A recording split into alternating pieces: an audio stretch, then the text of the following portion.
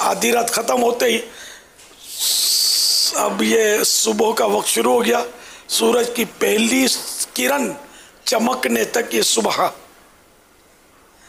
और शाम दोपहर ढलने से जोर का वक्त शुरू होते ही समझो वो शाम शुरू हुई। तो ये सूरज डूबने तक अब ये शाम कहलाएगी। औराद व वज़ाइफ के लिहाज से ये सुबह शाम की तारीफ़ लिखी है। सुबह शाम अगर ये दुआ पढ़ी जाए, हदीस पाक की दुआ है, फरमाने मुस्तफ़ा सल्लल्लाहु तआला अलैहि वसल्लम, जो शख्स बवक्त सुबह ये कलिमात कहे तो उसने आज के दिन का, और जो शाम के वक्त कहे तो उसने आज की रात का शुक्र अदा किया।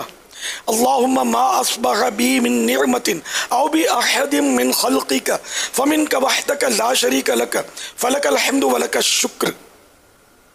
और जब ये सुबह के वक्त पढ़ने का है, और शाम को जब पढ़ेंगे तो अल्लाहुम्मा मा अमसा बी मिन निअमतिन औ बी अहदिम मिन खल्क़िका फमिनका वहदका ला शरीका लक फलकल हम्दु व लकश शुक्र। यानी सुबह पढ़ेंगे तो मा अस्बह, शाम को पढ़ेंगे तो मा अमसा। अस्बह और अमसा ये याद रखना है, सुबह को अस्बह और शाम को अमसा।